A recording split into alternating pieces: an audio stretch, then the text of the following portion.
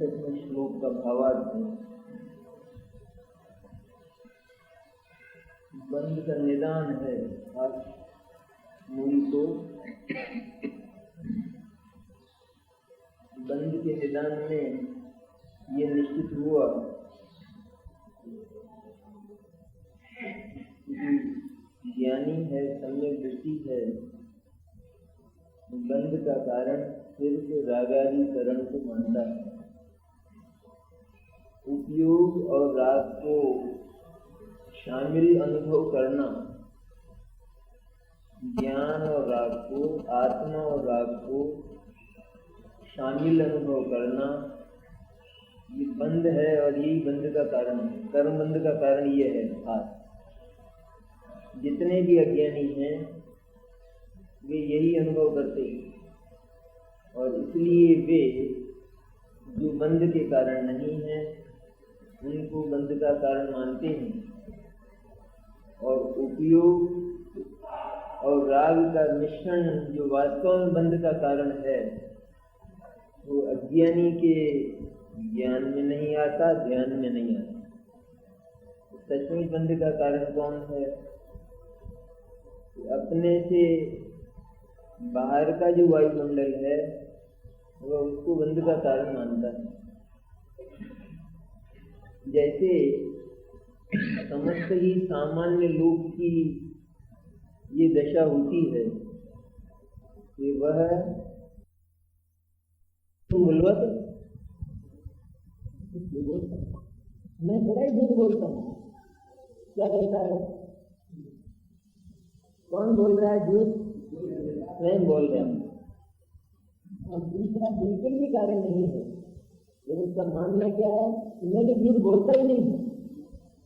तो क्या है फिर ये कि तुम बुलवाते हो, इसलिए बोलता हूँ। तो झूठ का संपूर्ण कारण कहाँ पड़ा है? और ये बिल्कुल बड़ी है, एकदम निर्दोष। ठीक ही स्थिति इसी स्वर में आ जाए बंध अधिकार में बोलते हैं। अज्ञानी को पूछा जाए कर्म का बंध क्यों करते हो? ये पड़ी है ना, चारों ओर कर्म पड़ेंगे, दिखते नहीं तुमको? सारा लोग कार्माण वर्णों से भरा हुआ है, तो कर्म नहीं बांधूंगा तो क्या करूंगा? अगर कर्म नहीं बांधने की बात कहते हो तो इस लोक में कार्माण वर्णों को खत्म करो। अगर ये हैं तो फिर बनेंगे ही बनेंगे, कर्म कहाँ चले जाएंगे? और ये चारों ओर हिंसा होती है ना, निरंतर मन वचन और काय चंचल होते हैं, तो बंद होगा नहीं तो क्या होगा? कर्म का मैं मानना चाहता हूँ कर्म। मैं तो कोई कर्म बांधना चाहता नहीं हूँ और मैं कोई कर्म बंध का कारण भी नहीं हूँ, लेकिन कर्म बंध के कारण तो ये पड़े हैं आस पास। अभी झूठ बोलने वाले आदमी से अपन पूछें तो ये तुम्हारा पड़ोसी तो झूठ बोलता ही नहीं, यदि वो एक आदमी बोलता होगा, बाकी तो सारी दुनिया बोलती है। तो एक आध की बात छोड़ो आप, तो एक आध की बात इस वातावरण में कैसे छोड़े हम? जहाँ कारण आसपास बिखरे हैं झूठ बोलने के, तो फिर झूठ तो सभी को बोलना पड़ेगा।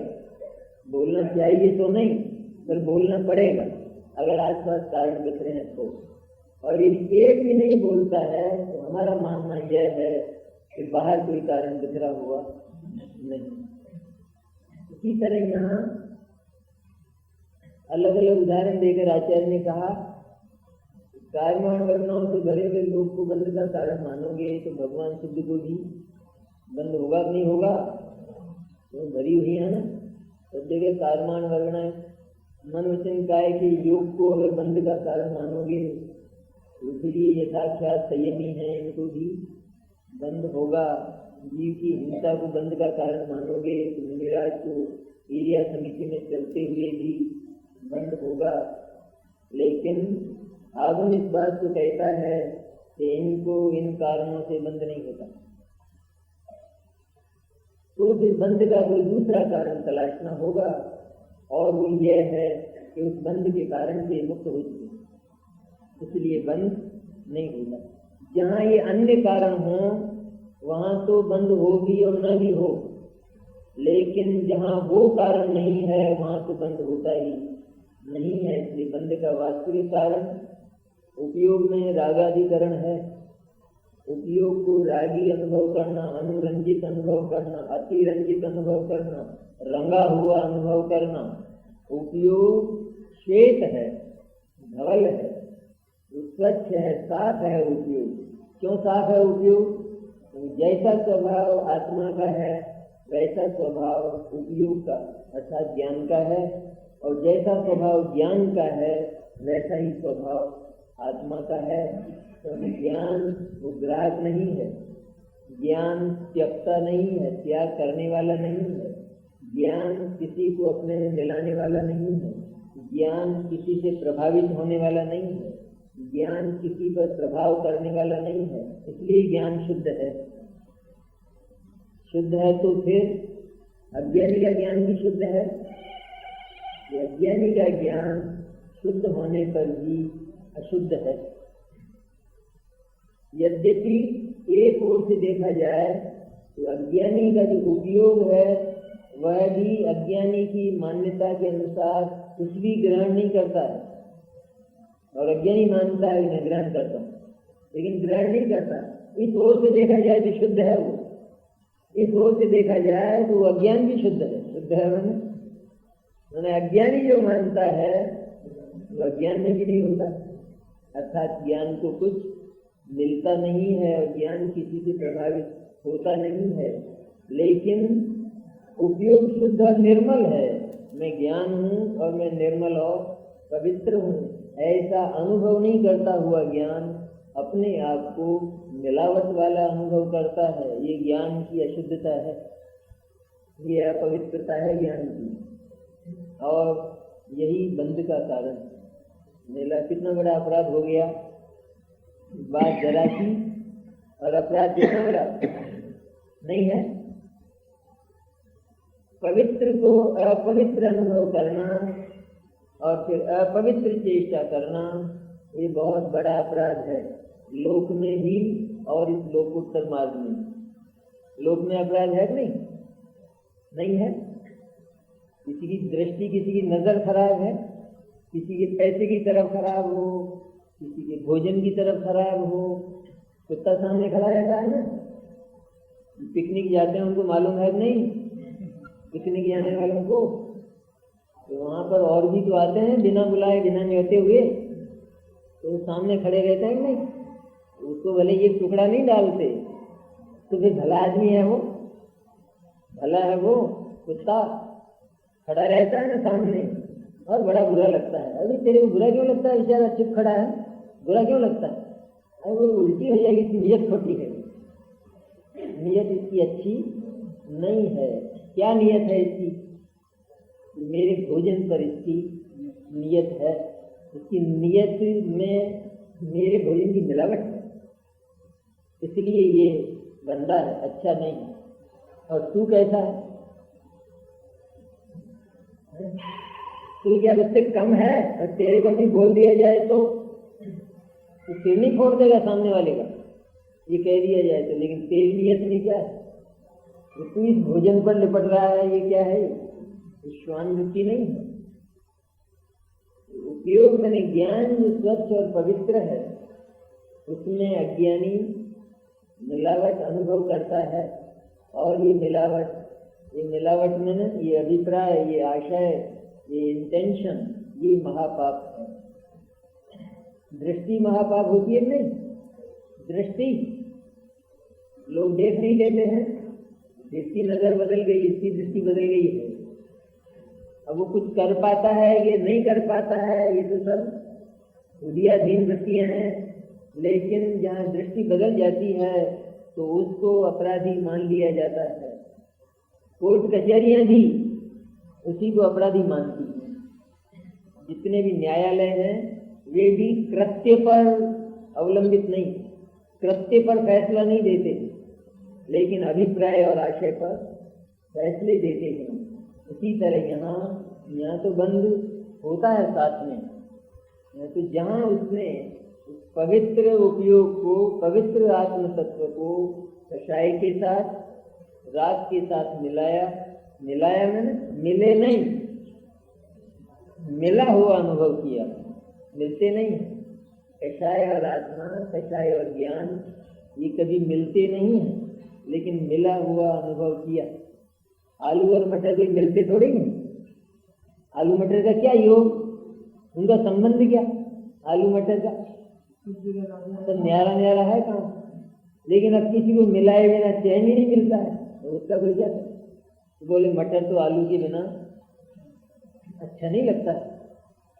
इसी तरह अज्ञानी इसी शुद्ध उपयोग में उपयोग से भिन्न तत्वों को मिलाता है। सब आ गया इसमें, कुल युक्ता अज्ञान के जितने प्रकार हैं ये सबके सब इसमें शामिल हैं।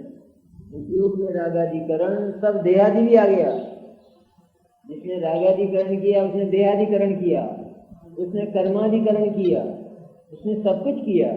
उसने उपयोग को सब वाला माना, माना ना सब वाला। ये वाला बुरा होता है, वाला तो सचमुच वो अपना ही हो तब तो वो तुच्छ होता है, आदरणीय होता है। और वह अपने आप को किसी अन्य वाला अगर मान ले तो कितना बड़ा अनर्थ होता है।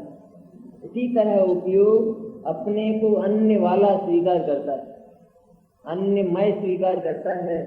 ये सबसे बड़ा अपराध है और इसी को आचार्य बंध कहते हैं। बंध का जन्म कहाँ से होता है, बंध की धाराएं कहाँ से चलती हैं, बंध की शाखा प्रशाखा कहाँ से फूटती है।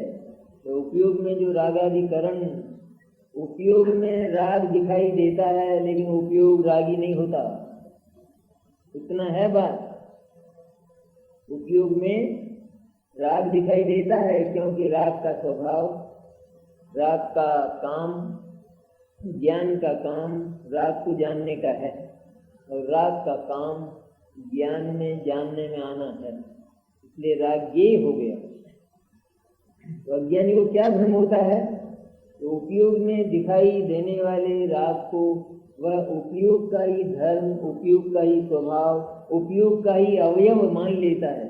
वह उसको उपयोग ही मान लेता है, उपयोग को ही वैसा मान लेता है। रागी यह मैं, रागी यह मैं, क्रोधी यह मैं मानी, ऐसा अनुभव करता है। जिसने अपने आप को क्रोधी और मानी अनुभव किया, क्रोध और मान उसका कर्म बन गया और अब क्रोध और मान से वो कभी मुक्त, तो कर्म मान लिया ना अपना, जो अपना कर्म मान लिया गया उससे कभी मुक्त नहीं हो सकता। इसलिए सबसे पहला प्रश्न यह है कि राग होने पर भी, क्रोधादि होने पर भी, क्रोधादि उपयोग से अर्थात आत्मा से भिन्न भाषित हो। सबसे पहला चरण है ये मुक्त। इस चरण का उल्लंघन सारा जगत करता है और राग का क्षय करने के लिए कमर कसता है। लेकिन वो राग की जड़ वो तो भीतर भीतर पाताल में पड़ी रहती है, उसको दिखती नहीं है।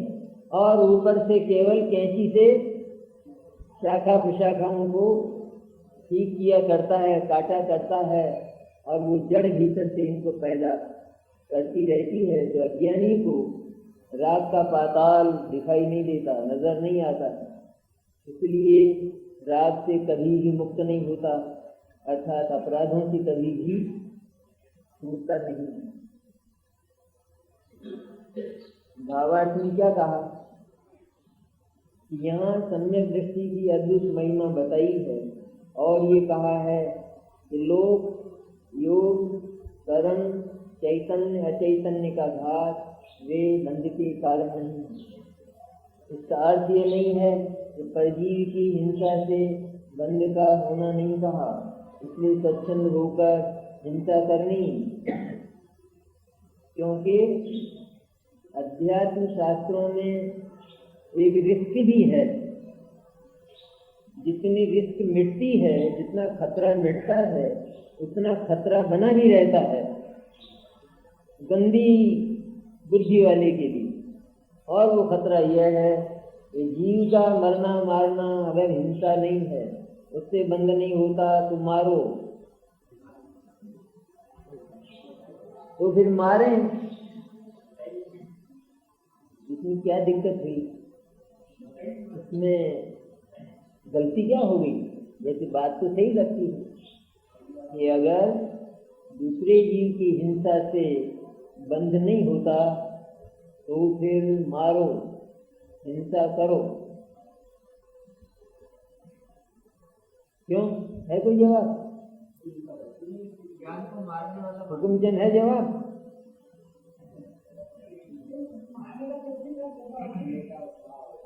बस इस भाव में क्या हुआ तो उपयोग में रागाधिकरण हो गया,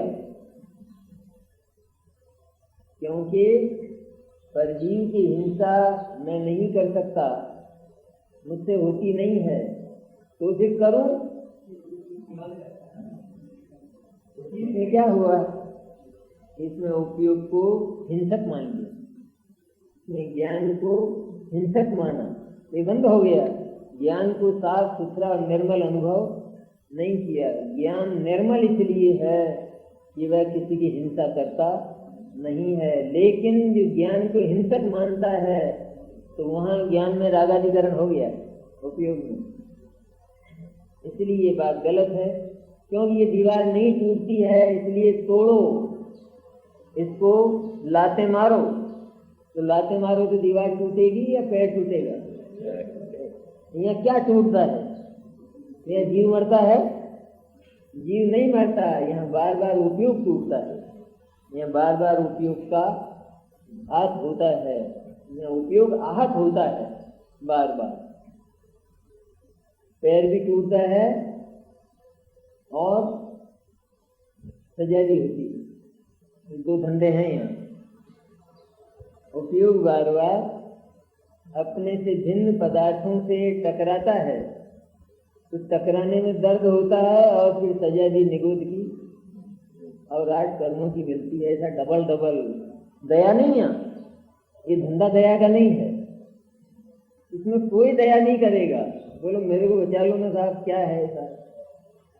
यहाँ बचाने का काम नहीं होता है।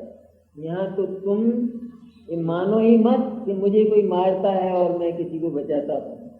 यहाँ तो ऐसा एक स्वयं सिद्ध न्यायालय है ये, इसमें किसी न्यायाधीश की आवश्यकता नहीं।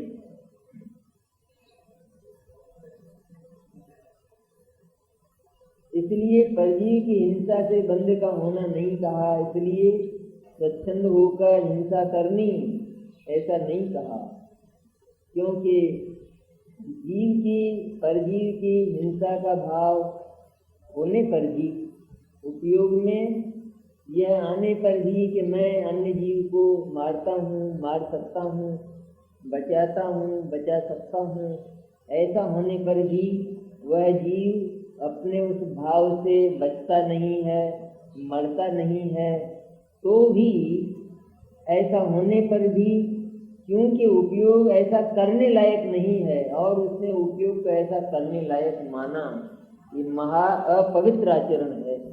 ये ज्ञान का अपवित्र आचरण, इसी का नाम मिथ्याचारित्र। ज्ञान जो करने लायक नहीं है उसी को करने वाला ज्ञान को मानता है, ये महामिथ्या आचरण है। तो बात कितनी है जरा सी, इतनी है जरा सी। एक बार तो अपना मन ये बोलता है कि इसमें क्या हो गया, लेकिन अगर ऐसा कर भी लिया तो दुनिया का कुछ बिगड़ा नहीं और इसने अपने भीतर ही कर लिया, इतनी सजा क्यों? नहीं, अपना मन नहीं बोलता। सब उपयोग में अपने ज्ञान में अगर इसने ऐसा कर लिया तो इसकी इतनी बड़ी सजा क्यों? क्या हो गया है? इसने इतना बड़ा अनर्थ कर डाला। यह जो एक पवित्र सृष्टि है जड़ और चेतन की, इसमें चेतन का जो कर्तव्य है उसका सारा का सारा घात इसने कर डाला। इसने चेतन का स्वरूप बदल डाला, इसलिए ये महान अपराधी है। भीख मांगने वाला ये कहता है कि मैं तुम्हारा क्या करता हूँ, ये बोल। आज तक किसी से लड़ा हूँ, आज तक किसी को गाली दी है, गालियां मैं सुनता हूँ। ठीक है, आपकी इच्छा हो तो दो, नहीं इच्छा हो तो मत दो। मैं तो एक दरवाजे से दूसरे दरवाजे पर चला जाता हूँ, मिल जाता है तो खा लेता हूँ, नहीं मिलता है तो भूखा सो जाता हूँ। बोलो मैं किसी का क्या नुकसान करता हूँ। लेकिन ये दिल्ली का केंद्र कहता है कि नहीं, ये नहीं करने देंगे हम। अभी क्या हो गया इसमें, तुम्हारा क्या करता हूँ? और तुम कानून बनाते हो इसके खिलाफ। इसमें तुम्हारा नुकसान क्या होता है? इसमें हमारा नुकसान ये होता है कि सारा राष्ट्र दरिद्री मालूम होता है, सारा राष्ट्र भिखारी मालूम होता है। ये हिंदुस्तान का स्वरूप क्या है? प्रातः काल उठो और झोली फैलाओ, ऐसे ही लोग हिंदुस्तान में रहते हैं, तो क्या वो स्वरूप नहीं माना जाएगा? माना जाएगा। इसी तरह अज्ञानी का भी है ये वचन, और अपनी भी सहानुभूति अज्ञानी के साथ कदाचित चली जाती है कि बेचारे को माफ कर देना चाहिए, ऐसा कोई बहुत बड़ा अपराध नहीं है। भीतर ही भीतर सारा धंधा हुआ है, जीव मरे न मरे क्या है उसमें? नहीं, ये नहीं किया जा सकता है, क्योंकि वह तो चैतन्य का जो पवित्र आचरण है उसको धूमिल करना चाहता है, उसको खराब करना चाहता है, इसलिए महान अपराधी। तब तो फिर सभी ऐसे हों जो भिखारी को कहा जाए कि भीख मांगना धंधा है आदमी का, हाँ ये भी एक धंधा है ये भी एक धंधा। तो बोले 70 करोड़ भीख मांगे तो तुम इससे इनकार कर सकते हो? ये भी एक धंधा तुमने आदमी का स्वीकार किया कि नहीं? तो अगर ये 70 करोड़ ही भीख मांगने लगे तो तुम्हें साहब मांगे तो देगा कौन? फिर कौन देगा? और 70 करोड़ भीख मांगने जैसी बात तुम्हारे भीतर पड़ी, क्या मांग सकता है आदमी? और मांगना चाहिए, ये पड़ी है तुम्हारे भीतर, इसलिए तुम सारे देश को भिखारी अनुभव करते हो, देश का चरित्र तुम गिराते हो, राष्ट्र का जो स्वरूप है, उसकी जो ऊंचाइयां हैं आचरण की, उसको तुम नष्ट करते हो, इसलिए अपराधी हो। और फिर भी वो भिखारी तो ये कहता है इस देश में न्याय नहीं है। मैंने एक को भी नहीं छेड़ा अपने जीवन में, एक को भी गाली नहीं दी, गालियां सुनते सुनते मेरा कलेजा भर गया, लेकिन इस देश में न्याय नहीं, अन्याय है। अब वो ये अनुभव कर ले कि सचमुच मैंने बहुत बड़ा अन्याय किया था, क्योंकि क्यों भीख मांगी जाए? भीख मांगने जैसा कोई हमारे देश में अवकाश ही नहीं है। ऐसा अगर वो मान ले तो उस सजा से मुक्त होकर सदा के लिए निर्भय हो जाएगा। यही स्थिति यहाँ है कि स्वच्छंद होने के लिए नहीं कहा है, किंतु यहाँ ये आशय है या बुद्धिपूर्वक कदाचित परजीव का घात भी हो जाए तो उससे बंद नहीं होता, किंतु जहाँ बुद्धिपूर्वक जीवों को मारने के भाव होंगे वहाँ अपने उपयोग में राग आदि का अस्तित्व होगा और उससे वहाँ हिंसा जन बंद होगा ही। ये परजीव का मरना मारना ये तो आत्मा के वश की बात नहीं है। सबसे भयंकर अपराध यह है कि जीव अपने आचरण को खराब मानता है और खराब करता है। आचरण को खराब माना, ज्ञान का आचरण क्या है? ज्ञान का आचरण ये तो सबको जाने लेकिन किसी को न छुए, किसी का स्पर्श न करे, किसी की ओर स्खलित न हो, किसी की तरफ फिसले नहीं, ये ज्ञान का आचरण है। ये तो फिसलता है, जिसको देखता है उसकी तरफ ही फिसल जाता है, उसको मुट्ठी में बांधता है, उस पर कब्जा करता है, उसको तिजोरियों में धरता है, उसको जाने नहीं देना चाहता है। जब वो जाता है, जब उसका समय आता है तो वो जाता है, ये जाने नहीं देना चाहता है, फिर भी वो चला जाता है, लेकिन उपयोग साफ नहीं हो पाता, उपयोग की सफाई ये करता नहीं है। तो जयसिंह जी का जवाब भी क्या है? अपने उपयोग में रागादि का अस्तित्व हो जाएगा, अस्तित्व हो जाएगा, मैं उपयोग में राग चला जाएगा, वो नहीं होगा। फिर भी उपयोग में राग नहीं जाएगा, लेकिन उपयोग अपने में राग का अस्तित्व अनुभव करेगा, अर्थात अपने आप को गंदा अनुभव करेगा, विकारी अनुभव करेगा, मिलावट वाला अनुभव करेगा।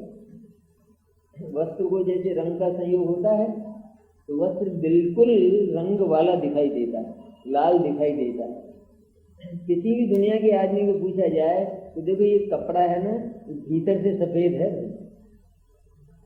तो तुम्हारा माथा खराब हो गया दिखता, इसलिए भीतर बाहर कौन सा जरा बताना, तो तुमको तो इसका एक एक टुकड़ा करके बता दूं, भीतर बाहर कौन सा होता है कपड़े का?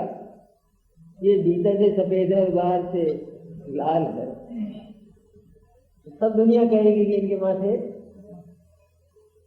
खराब है सोनगढ़ वालों के, तो कहने वाले थोड़े मिलेंगे ना, ऐसा तो ज्यादा थोड़े मिलेंगे। लेकिन ये बात सत्य है कि नहीं?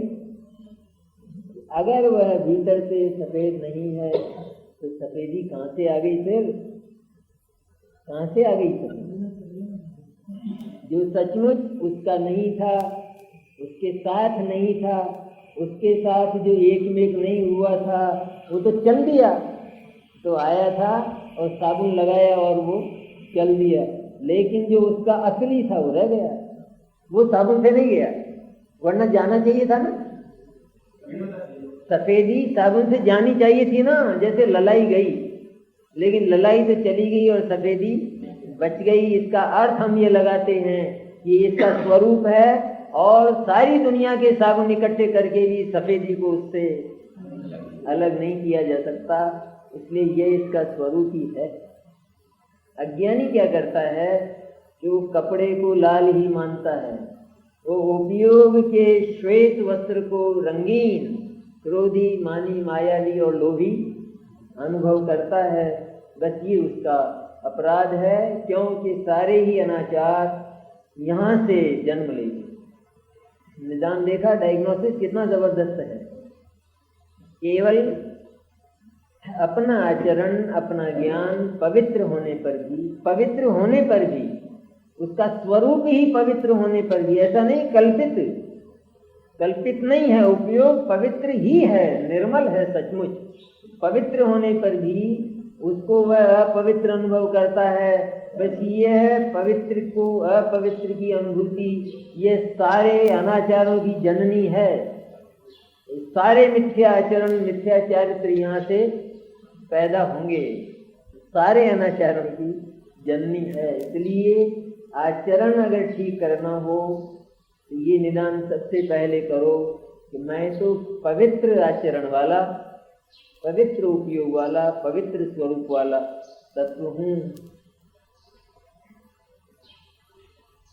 तो मैं परजीवी की हिंसा करता हूँ, ऐसा जिसने माना उसने उपयोग में रागादि का अस्तित्व किया और उससे हिंसा जन्य बंध हुआ। हिंसा जन्य बंध हुआ, मैंने मार दिया क्या? बिल्कुल नहीं मारा, हुआ भी नहीं। तो फिर क्या हुआ? बंद क्यों हो गया? इसने पवित्र को अपवित्र अनुभव किया है। ये बहुत बड़ा अपराध है, बहुत बड़ा। सारी जेलें इसी से भरती हैं, केवल एक ही बात से कि मनुष्य, उसका जो आचरण है वो मनुष्योचित होना चाहिए, मनुष्य के लायक होना चाहिए। लेकिन जो मनुष्य होकर भी उससे अलग, उससे नीचा अपना आचरण स्वीकार करता है, तो उनसे जेलें भरती हैं। एक ही बात। सारे ही अनाचारों का जन्म कहाँ से हुआ? मनुष्य होकर भी जिसने अपना आचरण मनुष्योचित नहीं किया, अपने को मनुष्य नहीं माना। मनुष्य माने तो मनुष्योचित आचरण हो, और मनुष्य होकर भी मनुष्य न माने तो पशुओं जैसा आचरण टकराता है। जैसे जानवर टकराता है ना, रास्ते में जानवर खड़ा है तो आप टलेंगे, वो टलेगा नहीं, उसको टालो पहले। तो झगड़ा होगा कि नहीं? वो सींग मारेगा कि नहीं? तो कौन टलेगा? अपन टलेंगे। ये मनुष्योचित आचरण है। जानवर का आचरण क्या है? वो खड़ा रहे, वो टले नहीं। हाँ, सामने शेर आवे तो मुनि महाराज चले, शेर टले? कौन टले? महाराज टलेंगे, शेर टलेगा? तो महाराज भी नहीं टलेंगे? नहीं, वो चल जाए तो महाराज डर गए, भागेंगे नहीं। लेकिन चल कर नहीं निकले, हाथ देंगे क्या उसके मुंह में? क्या करें, निकल जाए। तो वो तो जानवर का काम है। वो तो ऐसी स्थिति है ना। मनुष्य होकर भी जो इस बात को नहीं समझता है और पशुओं के आचरण को अपना आचरण मानता है, जानता है, तो उसके आचरण वही होते हैं। और जेलें भरती हैं, यहाँ भी जेलें भरती हैं। किससे भरती हैं? कि पवित्र उपयोग वाला होने पर भी अज्ञानी अपने उपयोग को अपवित्र मानता और जानता है, इसलिए जेलें भरती हैं। इसलिए सारे बंधन होते हैं 8 कर्मों के। तो वहाँ जीव को जिलाने का अभिप्राय हो, वहाँ भी अर्थात उस मिथ्या अभिप्राय को भी निश्चय नय में मिथ्यात्व कहा है। जिलाने का अभिप्राय हो, बचाने का अभिप्राय, एक तो बचाना, बचाने का भाव, और एक बचाने का अभिप्राय, दोनों में फर्क है कि नहीं है?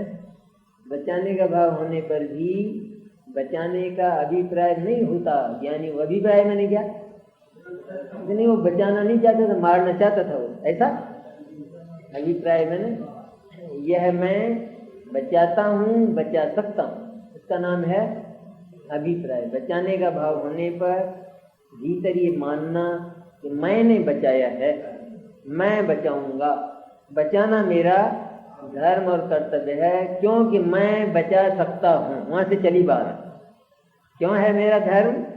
क्योंकि मैं बचा सकता हूँ। ऐसा जिसने माना उसने सारे जीवों के जीवन पर अपना कब्जा कर लिया। सबसे बड़ा अनर्थ तो क्या किया उसने? क्या किया सबसे बड़ा अनर्थ?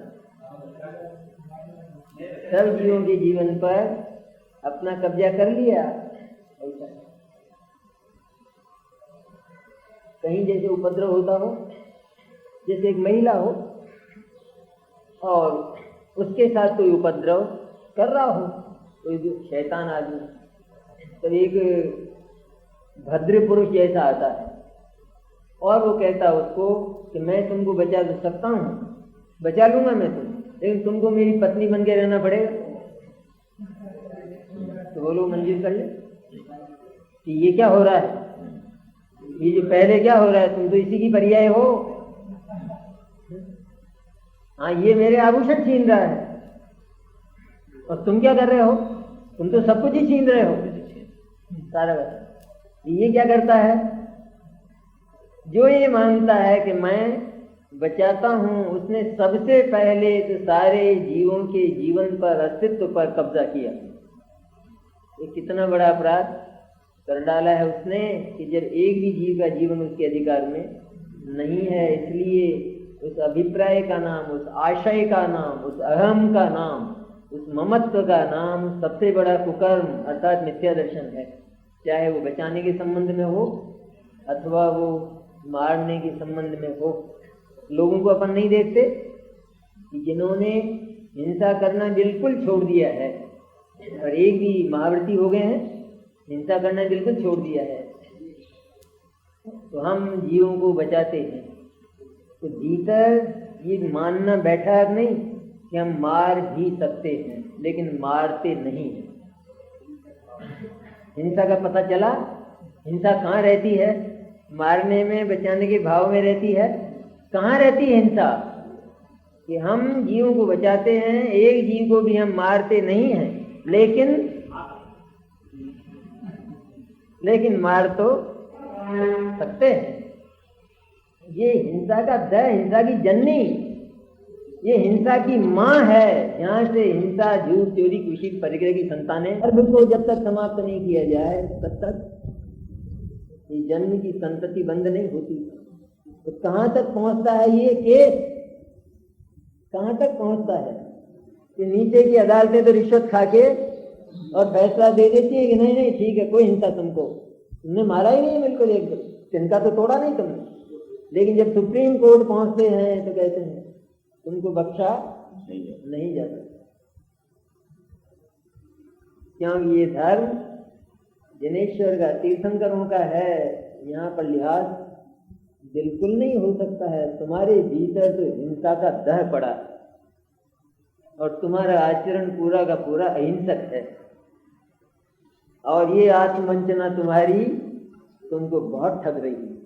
तुम मानते हो मैं अहिंसक हूँ, और ये तीर्थंकर ज्ञानी जो आत्मा के पाताल को जानते हैं, वे ये कहते हैं कि ये महाहिंसक है। इसलिए उसको मिथ्या दर्शन नाम की भयंकर हिंसा भीतर पड़ी रहती है, और हिंसा की संतति समाप्त नहीं होती।